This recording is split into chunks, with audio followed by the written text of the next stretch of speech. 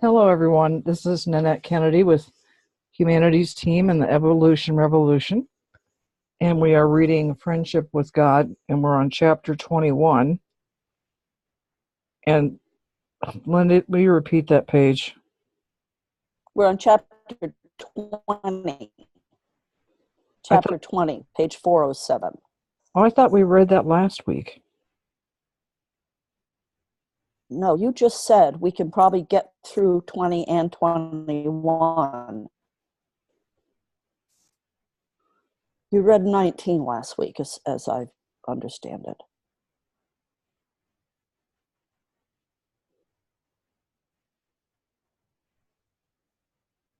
Oh, you're right. I, for some reason, jumped ahead. Anyway, okay, I'm going to put myself on mute for a minute, see if I can find my other headset that works better. And again, we're reading Friendship with God by Neale Donald Walsch. And Linda, you can take it away. Okay. Summer's over, so I'm using my computer. If you find that we're having problems, in fact, I'll go ahead and turn my video off right now just to get ahead of the game.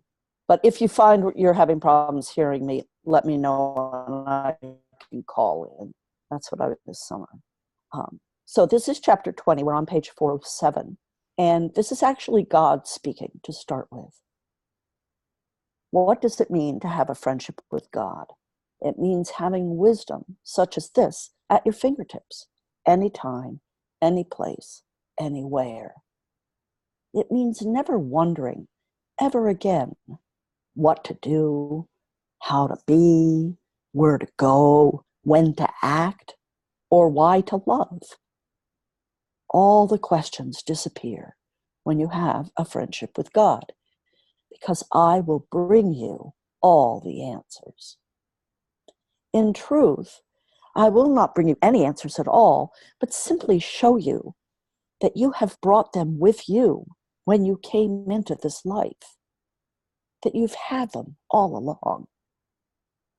I will show you how to call them forth, how to have them radiate from your being in the space of any problem, any challenge, any difficulty, so that, in fact, problems, challenges, and difficulties are no longer a part of your life, but it will be replaced with simple experiences.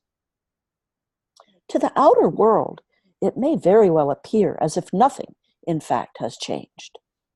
And in actual fact, nothing may have changed. You may continue to be confronted with the same conditions, only you will sense the difference. Only you will notice the shift. It will be an experience of your inner world, yet it will begin to affect your outer world as well. And while others may not see a change in your conditions, they will see a change in you. They will wonder about this change. They will marvel at it. And eventually, they will inquire about it. What will I tell them? Tell them the truth. The truth shall set them free. Tell them that nothing has changed in your outer world. You still have toothaches. You still have bills to pay. You still put your pants on one leg at a time. Tell them that you still face conditions that you once described as less than perfect. You still confront all the rough and tumble encounters of life. Tell them that nothing has changed but your experience. What does that mean? I don't know what that means. What do you understand the word experience to mean? Well, the Random House Dictionary of English Language defines experience as, quote, the totality of the cognitions given by perception, all that is perceived, understood, and remembered. Good. And so, when you know your life's great truths, what changes is the totality of your cognitions. Your experience includes all that is perceived, understood, and remembered. That is the important word, remembered. In short, your experience changes when you remember totally who you really are. I am here to help you remember. You are here to help others remember. As you remember, you remember. That is, you become a member, once again, of the body of God. You become one with all that is, through the part of you that expresses the whole in a specific individuation. Does not disappear, but quite the contrary, appears more gloriously than ever before. When your individual expression is that glorious, others may call you God, or the Son of God, or the Buddha, the Enlightened One, the Master, the Holy One, or even the Savior. And you will be a Savior, come to save everyone else from forgetfulness, from not remembering their oneness, from acting as if they are separate from one another.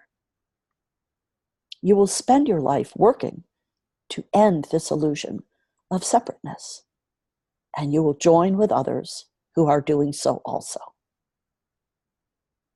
You have been waiting for these others.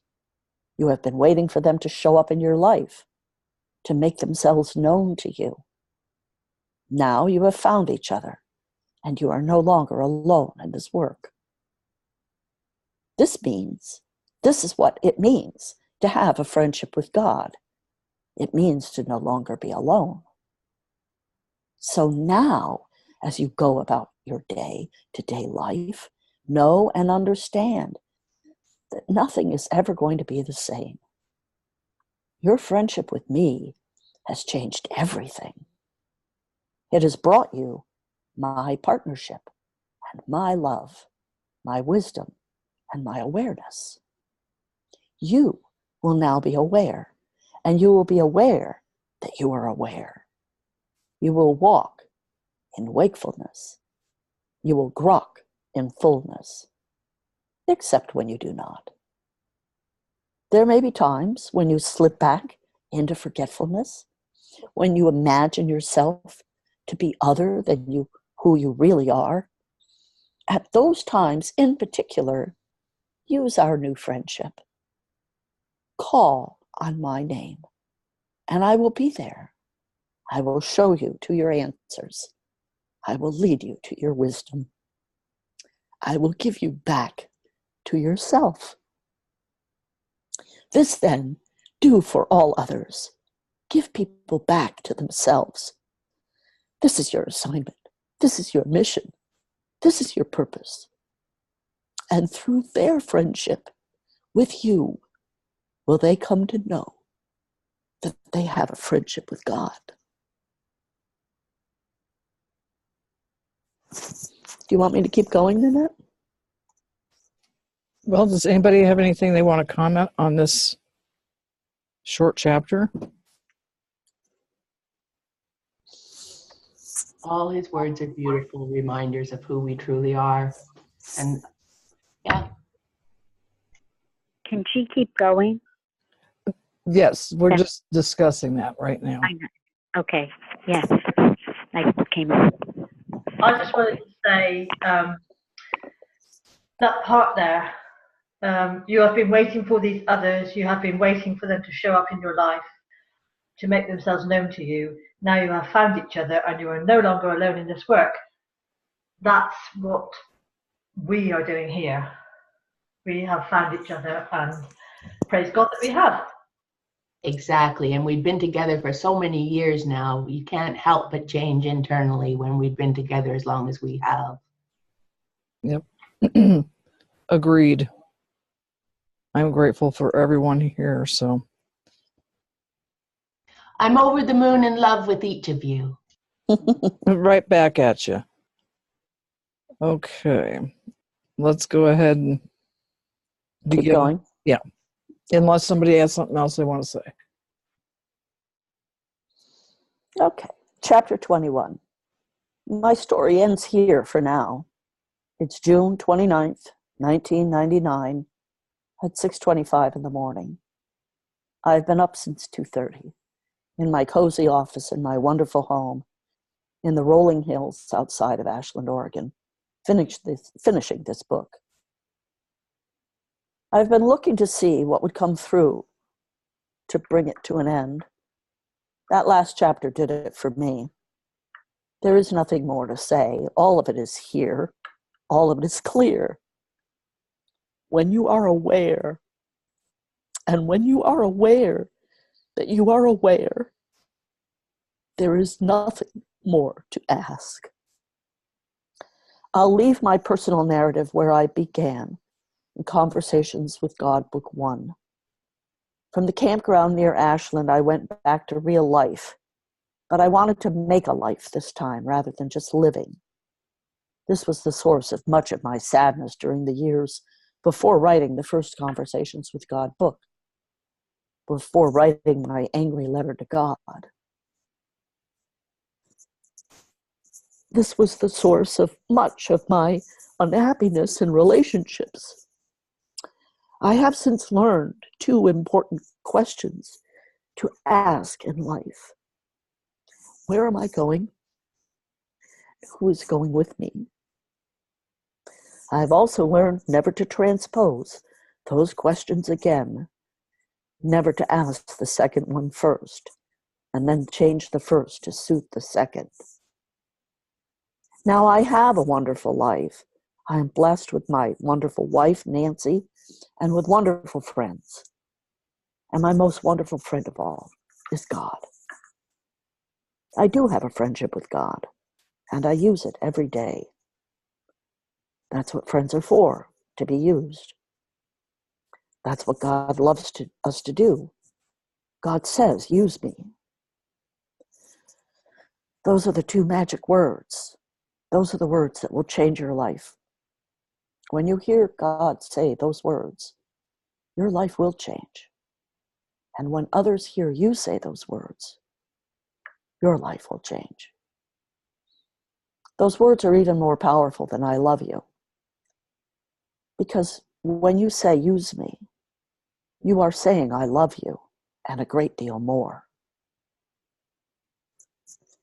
You are saying, I love you, and I'm going to show you right now. This is what God says. This is what God says all the time. I'm sure that this statement is difficult to accept for people who have suffered trauma and injury and deep wounds in their life. Yet I promise you, it is true. Even our darkest moments are gifts. This is what every master has taught us. And either it is so, or every master has been lying to us. I don't think the Buddha is a liar. I don't think Jesus was into fibbing. And I don't think Muhammad was pulling our leg. I think that salvation from the slings and arrows of outrageous fortune lies in our beingness. To be or not to be, that is the question. To be who we really are, or to be something less than that, that is the choice. What God has given us in this dialogue will change our lives and can change the world. This is powerful stuff. So share it. Give it away. Go out and preach the new gospel. Do not ignore the opportunities that present themselves every day to share this message. Yet remember that the most effective way to share it is to be it. I choose now to dedicate the rest of my life to that being. I invite you to do the same. My wonderful and glorious children, my new friends all, Yours has been a difficult and challenging path, yet now you have found your way home. You have overcome obstacles, met challenges, healed injuries, solved conflicts, removed blockages, asked questions, and heard your own answers in your efforts to return to me. Your work is now over. Your joy has just begun. Let it be your joy now to return others to me, to show others the way home, to give others back to themselves. For that is where home is, and that is where I am, living in the hearts and as the souls of every member of the body of God. Go home to your own heart, and you will find me there. Unite again with your own soul, and you will unite again with me. Have faith, for I tell you that you and I can be different, but we cannot be divided. Go then and end the division among you. Celebrate your differences, yet end your divisions, and join in the unified expression of the one truth. I am all there is. Have hope, for my love for you will never end, nor will it ever know a limitation or a condition of any kind. Have love then for each other as an expression of me. In your decision to be an expression of God, will you be glorified? In your choice to experience your unity with God and with all things, will you be self-realized? In your determination to know the truth, will you show the truth indeed? Not merely in thought, not merely in word, but in deed. You have been deeded a place in the kingdom of heaven and in the heart of God. These are your deeds. And when they are reflected in your deeds, you will have become a master indeed. And know this, mastery is where you are headed. It is where you have said that you've wished to go, and it is therefore where I am leading you and where I invite you to lead each other. Have now a friendship with God and cause others to know that in their friendship with you, they have a friendship with God. For you and I are one, and thus you are the God they would befriend. They too are the God you would befriend. You cannot experience having a friendship with God if you do not have a friendship with each other, because I am the other. There is no other than me. When you know this, you know the greatest secret. It is time now to go out and live that secret. Live it with faith. Share it with hope. Demonstrate it with love. Especially, go now and live your love. And do not merely speak of it. For if you speak in the tongues of men and of angels, but not have love, you are but a clanging cymbal. And if you have prophetic powers and understand all mysteries and all knowledge, and if you have all faith so as to remove mountains, but have not love, you are not expressing the greatest version of the greatest vision you ever had about who you are. Love is patient and kind. Love is not jealous or boastful. It is not arrogant or rude. It does not insist on its own way. It is not irritable or resentful. It does not rejoice at wrong, for it knows that there is no such thing as right and wrong. Love bears all things, knows all things, endures all things, embraces all things, yet forgives nothing, for love knows that nothing and no one needs to be forgiven. Love never ends. As for your prophecies, they will pass away. As for your tongues, they will cease. As for your knowledge, it will grow and change. For your knowledge now is imperfect. Yet when you realize at last that all is perfection, imperfect knowledge will pass away, as will your calling imperfect anything in your life. When you were a child, you spoke as a child, you thought as a child, you reasoned as a child. But now you have grown in spirit and have given up childish ways. Then you saw a mirror dimly, but now face to face, for we are now friends.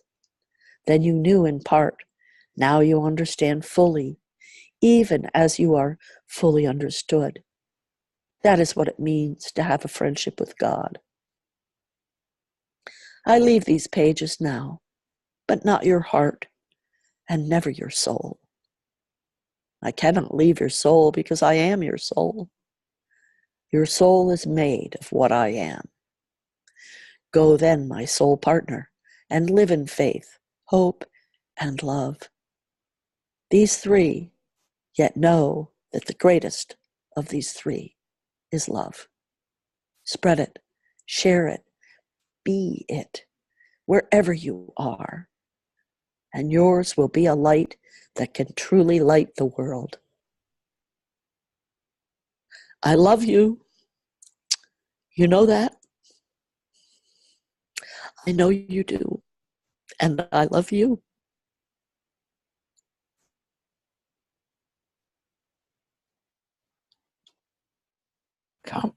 Comments?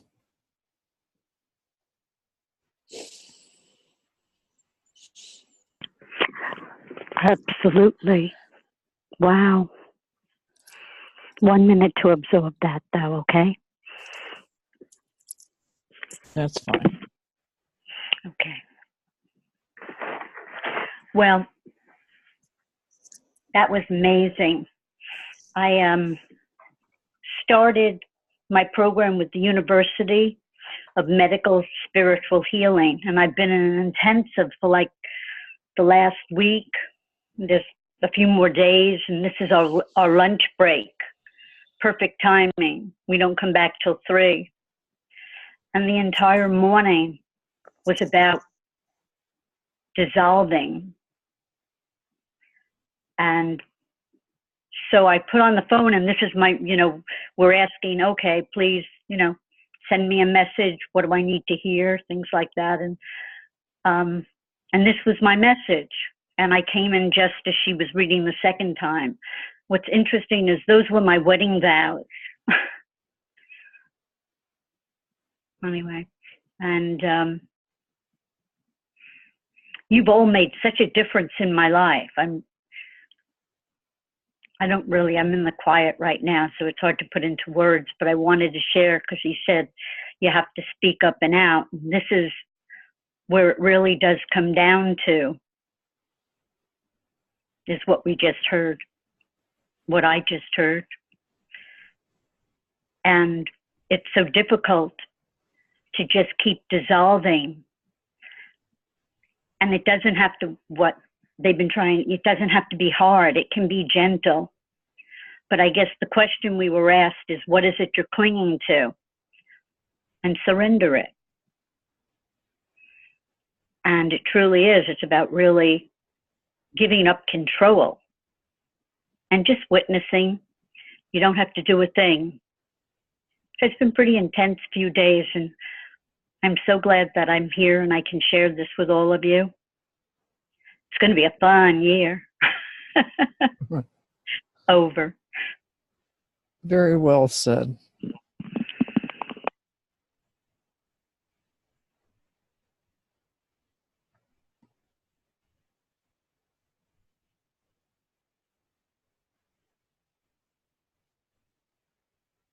So many tears of gratitude for this experience. Mm-hmm.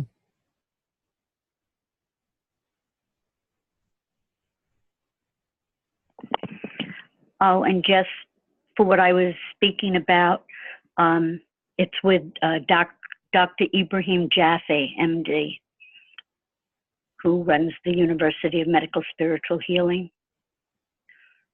And that's what we're doing, and that's what this book does. Wow. It's like the medicine is God. And letting go. Ain't so easy, though. Over.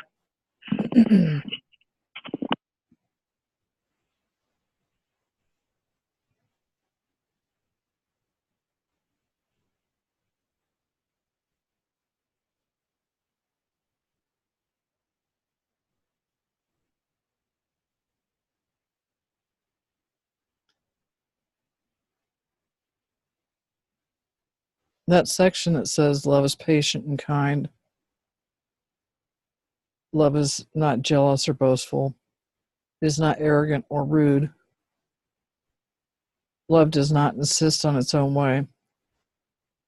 It is not irritable or resentful. It does not rejoice. Just lost my place. It does not rejoice at wrong, for it knows that there is no such thing as right and wrong. Love bears all things, knows all things, endures all things, embraces all things, yet forgive nothing, for love knows that nothing and no one needs to be forgiven. I think it's a beautiful passage and a beautiful sentiment. And I also have a little trouble, and it's been going on through all the books I've been reading. When I forgive somebody for something,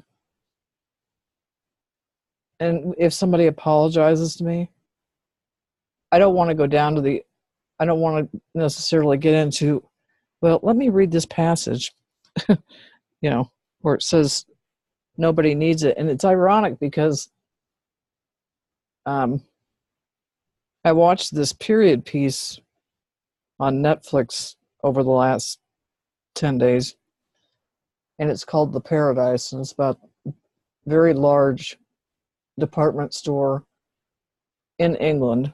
Don't know where that would be in England, but oftentimes it comes up about how forgiveness, if somebody's wanting to forgive you, it's really a lot about them because they don't want to carry a burden. And it doesn't mean you forget whatever you have felt wronged, even though there's no such thing as right and wrong. But this is a long way around. My daughter wasn't feeling well at all yesterday, and I went up to her room and I said, honey, can I get you some water or soup? And she just snapped at me. I was like, whoa. I said, okay. And I just left the room because I didn't want to stay there and have that kind of conversation. And this morning when she left for work, she apologized to me and said she was very grateful that I offered those things, but she was just not feeling well, and she just didn't want to deal with soup or water or whatever else I offered. And then she said it was a kind act. And I said, well, I'm not going to hold it against you, Mary. You weren't feeling well. All is good. So I do think because we're all at different levels, and I don't know if it was this chapter or the chapter before. Or Christy, maybe you can help me out with this, because this might have been in our closing ceremony where it's discussed that one of the panels discusses that, let's see, I lost my train of thought. I was really onto something there. Oh,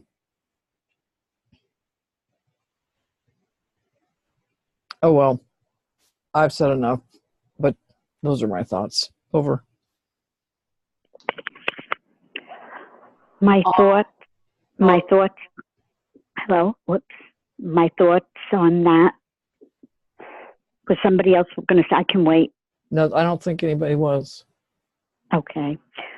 Is that there's forgiveness, which is just between me and God and that person and their understanding of who their God is. But there's another piece of it where if I've done something wrong, been impolite, been arrogant, that of that nature, then there's a part that's between me and that person that is a piece that I have to be responsible for. But the ultimate forgiveness comes from God. There are two qualities. One is a kind of forgiveness which is called Gafur, where you forgive, but you don't forget. And there's another quality called Gafar, and it's like the footsteps in the sand, that God can take enough forgiveness and it's like a pardon, like it never happened. And those are the, I don't know, anyway, that's the kind of way I think about forgiveness in present time. Over. Thank you. And it's Christine. And I think that, many of you know I'm also a longtime student of the Gene Keys, but in unity consciousness, all compassion is self-compassion because we are one. And, and we're young, we're very young. And, youngness in a state of density takes on a lot of effects and a lot of conditioning.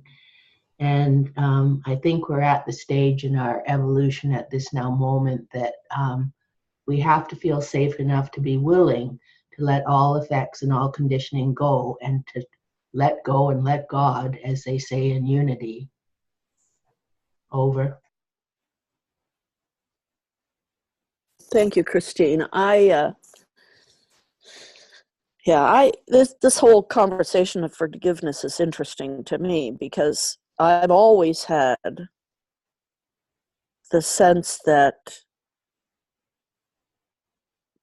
it was like forgiveness is a 3D construct, because if we're all one and there is no right and wrong, then how can there ever be anything that needs forgiving? So Exactly. for me, it brings me to the realization that I'm creating whatever my experience is. It's my response to whatever's happening that is either bringing me joy or bringing me misery. And because of that, I don't know, for me, forgiveness just is, it's like I'm like in a constant state of forgiveness.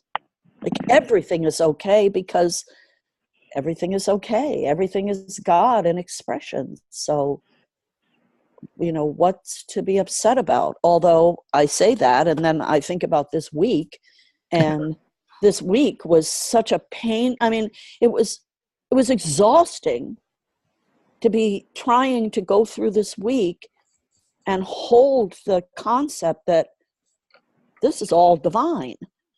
It's the ugliest divinity I've ever seen. And that's especially when you need to honor the bravery of our eternal innocence that we chose to be born into such a spectacularly dysfunctional human family. Yeah. You're a hero. There's a piece here, though, that I feel is missing, which is we are still responsible for our actions and for what we do. Even if it is all divine and whatever, I still am responsible for that which I do. Do you know? You understand what I mean by that? Over. Yeah, absolutely. I would say Every one of us is responsible and accountable for the quality of our experience. And we've been conditioned to believe otherwise. But, you know, part of growing up is becoming responsible and accountable for the quality of your experience. I was going to say, yes, we're responsible for what we do, and we're responsible for what we feel. So we are responsible for the fact that we feel we need to be forgiven. And it says, what we've just read is that you cannot have a friendship with God if you do not have a friendship with each other, because I am the other. So Right. the other is God. Yep. So, you know, we are responsible for our choices and what we feel and what we do, and for all of it. And the other is God. So we are the God, and the other is God. Over. And there's one other little piece, which is the work that I'm doing. They say the foundation of it is politeness. It's about being polite. Well, we treat each other the way we want to be treated. Don't we all want to be treated politely? Yes. I would hope so, yes. Yeah, that's a whole different topic. But see, there is no other. You know, that's the thing. Whatever you're doing it to yourself, even if it looks like you're doing it to somebody else. So, yeah, being polite, good place to start. The same Yes. token, what the other is doing it to themselves. They're doing it to themselves, not to you, although they are doing it to you, because we are the one. Well, see, now this is a perfect example. I can give you a thing that just happened this week in this little town I'm in. They have their elections for city council is on Tuesday. And this past Wednesday, we had a Meet the Candidates night. And during the Meet the Candidates night, a question came up about illegal lodging businesses. And the question was to the candidates, what are you going to do about these illegal lodging businesses? Well, come to find out, after the Meet the Candidates, somebody leaked information that one of the candidates is actually or has actually participated at some level in illegally running a B&B out of their house or out of a building that they own. So that story breaks on Facebook. And it breaks on Facebook by one of the other candidates. So now they're engaged in a smear campaign. And in the post that they make, they say, as a tax-paying citizen, something, this is a kick in the gut. So, and what he was referring to was the fact that this other citizen was running a lodging business and not doing it legally. And my point that I've been trying to make to people is, why take that personally? So somebody else is not running their business properly. Why would that be a kick in the gut to you? How, in what way, in any shape or form, does what they're doing have to do with this guy? It doesn't. And that's this confusion that we have. We look outward and we see people doing things, and we somehow think that it's our responsibility to stop them or our responsibility to report it. But it's not. It's like they're a god doing their thing, you're a god doing your thing. If it's impacting you in some direct way, maybe it's yours to deal with. But this finger pointing and then the taking it personally, like it's just so much craziness in the world. Over. There's one other piece to this, though. It's that everything we do has an effect on everything else. It's like a ripple in the water.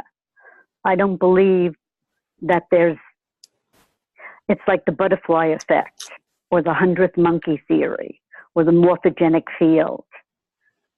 If we're all one and we're all in one, what I do affects some way something else. And everything affects everything else. It's a very subtle level. But anyway, that's over. It's critical not to take it personally. That's what I'm speaking true. about. Yeah.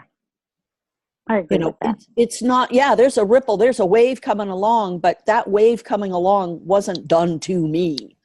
Everybody's experiencing that wave, right? Yes. Yeah, and if it's a tsunami, you better get out of the way. Well, the animals know to get out of the way. But again, you know, we're very young and we're incredibly innocent, and and we've been conditioned. And, you know, I think in the third dimension, it's all a matter of mental illness. It's just a matter of degree. And, you know, people say to me, or have said to me and my husband, who we've dedicated our whole service, now 80 years between us, to mental health and substance use. And, you know, people say, well, how could you do that? Well, how could I not? Right? Like, how could I not? We live in such a highly polarized, addictive, compulsive world. And if you're addicted to certain things, you're glorified. And if you're addicted to other things, you're marginalized. Like, addiction is addiction. You know, addiction, you draw something to you. You know, with allergies, you push something away from you. But, you know, in the wholeness of unity consciousness, then everything is one thing. And, you know, for me, I like to practice and say to myself over and over again each day, all compassion is self-compassion. And I just remember. There's an expression that goes, if it hits you, it couldn't have missed you. Over. Well, and I just remembered what I was going to say a few minutes ago. And I can't remember if it was on this call last week or somewhere in between. But we have to remember that all of us are at different stages in our journeys. And so, you know, back to the forgiveness thing. If I'm talking to somebody I don't really know very well, I'm not going to stop and pull out my my Kindle reader and start reading, like, from Bible and verse, why this person doesn't need to be forgiven. So we have to remember that we're all on these different stair steps of our path. And, you know, like in this group, I may not have to say the words, I'm sorry, but maybe I want to, you know, and maybe I just want to, even knowing what we just read over. I think that's so true what Nanette just said, because I've just been to a talk today by an author who wrote about her experience when she was 13 of being violently gang raped in Scotland, and when she was several years older than that, and her journey towards forgiveness in the traditional sense. And I think we're all at different stages and different levels of experience about coming to this. And some people spoke up in the audience from Northern Ireland who said even thinking about the traditional level of forgiveness for them with what they'd experienced was a step too far. So, as you say, we're all at different stages. Over. Maybe it's just a matter of whatever our personal experience is with God and what we, you know, I don't know what we're led to do. I guess there's really no plan except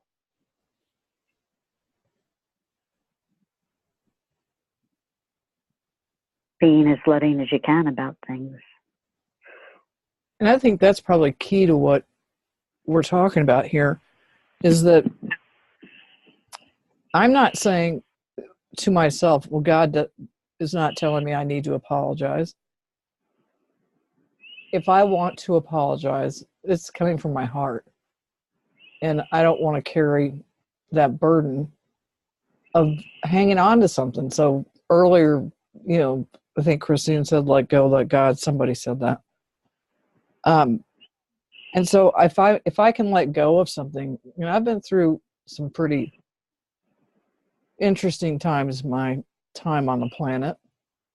And where it was possible, it was better for me to forgive or apologize, as the case may be. And I'm not feeling like pressure from above and God's got a lightning bolt in his hand or whatever, or her hand. And I just feel like if it puts me at some peace, then it's right for me. Over. And if it puts you at peace, Nanette, it puts the whole world at peace too, because that's the ripple. So thank you. Oh, you're welcome. Right. Great point, Christine. Yeah, years ago, I think when Love Story came out, Eric Siegel's Love Story, and that line, love means never having to say you're sorry. I think a lot of people got confused over that because that's a fairly profound teaching. And if you don't have the background to what it really means, I know, I dated a guy once that he just turned into a complete difficult person, and he kept using that as his excuse. Love means never having to say you're sorry. I told you I loved you. I don't have to apologize for that. It was like, whoa, like that. So we really, we really do have a challenge because we are each individuations of divinity, and we're all at different levels. But thank goodness we, as we've grown and matured as a species, we make wiser choices in who we choose to hang out with. Yeah. But one of the things, like that we saw this week, people's reactions to things are really very telling. And when people react with anger and hate and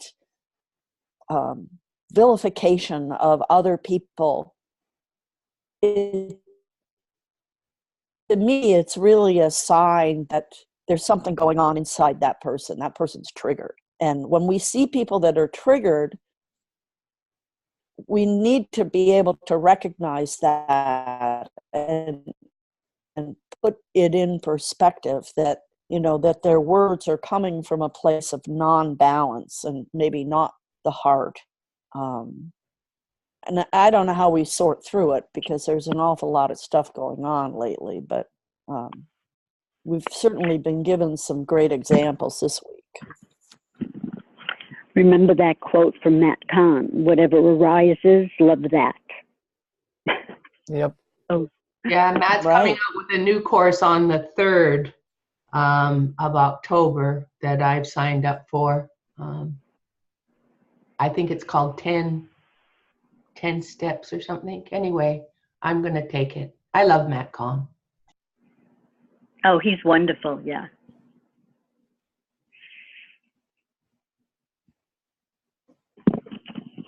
Well, anybody have any closing remarks before we turn it over to the meditation queen?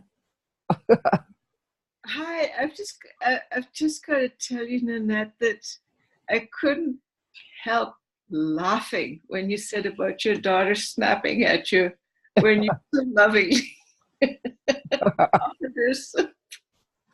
Because that's the story of my life. Snapping at my mother when she was being kind. Yeah, it really catches one off guard sometimes, and it's like, whoa, did I step on your foot? What did I do? But I chose to just say, okay.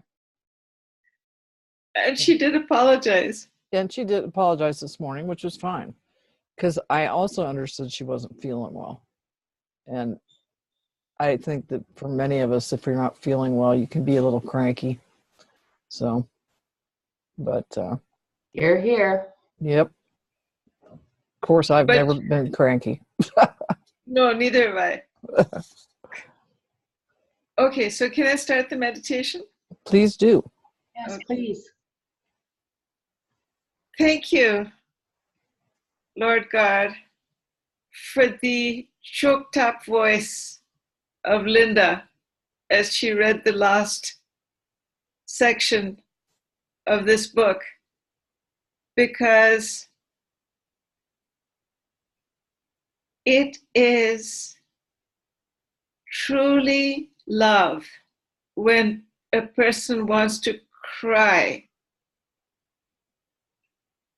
about the definition of love. I've read that passage over and over and tried to incorporate it, and it's never worked. But I think it took today. And the other part about Linda saying that her boyfriend kept saying, love means never having to say you're sorry. That's beyond hilarious, because that's what we're all doing. Is this your problem that I'm projecting my self-hatred on you? So other than a sense of humor, there's nothing we can use. And we thank you for giving us one along with the love. Amen.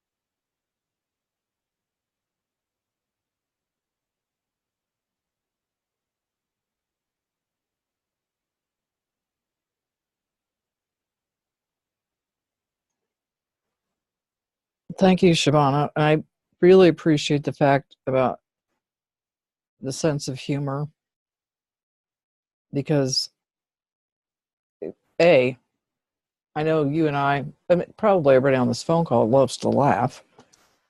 And occasionally I'll put a post up on the worldwide Facebook page. It's called the Afternoon Smile Break. And sometimes people get offended by some of the things that are posted. And they'll say, well, how spiritual is that? I think, well, God has a sense of humor. And if any of you remember the movie Oh God with George Burns. Yes, I do. There was one line in that movie, well, there were several lines in that movie that I loved. But one is where he was holding his cigar and he says, heck, I haven't done everything just completely perfectly. He goes, take the avocado seed. It's way too big. So, and a lot of times if I get a strange comment on some of these funny posts, I'll just say, do you not think the divine love, whatever you call that friend of ours, I just send them back a smile, Nanette. You know, little tiny Victoria, British Columbia, Canada has so many laughing clubs. And yeah, laughter is a very, very good contagion. And, you know, I'm grateful that I'm a laughter yoga leader here in town. Yep. And well, another movie reference is The Sound of Music, where they sing "I love to laugh," and they float closer to the ceiling the harder they laugh. And this is in the original Sound of Music movie with Julie Andrews. Oh, sorry. Yeah, I love to laugh. So, over. I love Are Sarah. are there really laughing clubs? There are laughing clubs? Yeah, there's laughter yoga started in 1995 in India. You know, Wow. look it up. It was a medical doctor and his wife was a yoga teacher, but I've been a certified laughter yoga leader for a decade. And little tiny Victoria, British Columbia, Canada has probably 20 laughter yoga leaders. And the first Sunday in May is always World Laughter Day. And a lot of us meet at the Sundial at Beacon Hill Park, and we laugh for an hour for no reason. And yeah, there's several laughter clubs here in Victoria that meet practically every day of the week if you want to go to and laugh with somebody in a group. Yep. That's really cool. And I'm sure we've all read things about how laughter is as powerful as crying. It releases the same endorphins. It does. And sometimes I laugh so hard I do cry. Oh, I think we've been there. I just wanted to remind everybody that next week, the closing for this book we're just finishing is not very long at all, so we can do that. But then it's communion with God for starting next week. I don't know if I've got that one. I'll have to look and see. Maybe I'll have to go out and get it. I did have it, but So can you clarify, just so I know I'm in the right, which book we've been working on now? Friendship with God is the one we're finishing. It's book 4, right? No. No, it's a separate book. Okay, Friendship with God, okay. Yeah. It might have been the 4th book he wrote, but We did the 4th book then, right? Right, but he didn't write that. A couple of books ago. Yeah, well, he just wrote book 4. Final Frontier. We did it earlier this year. Okay, yeah, that's what I was asking, is the books that we've gone through.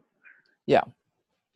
Okay. So, and then we've gone through some books that weren't conversations books. They were by Neil, but they weren't conversations books.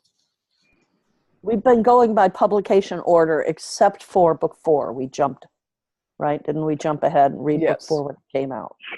Yep. Yeah, I think I came in on book 2, and I had the only copies I had was book 1, 2, and 3. Right. So we did 2, 3, 4 in this. Is that? I think that's correct, but I sure Okay, it's not really important. I just was just years and years ago we did the Storm Before the Calm. I think that was when I joined. That was a long time ago. Yep. a long time ago. And the one that's you've What's got our upcoming book? What's our upcoming book? Communion with God. If this is a community with God? Communion. Communion with God. Much different. Yes. Yeah, it could be.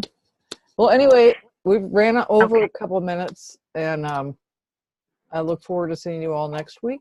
Yeah, thanks everyone. Have a fantastic week. See you soon. All right, thanks everybody. Bye. Bye. Love you all. Bye.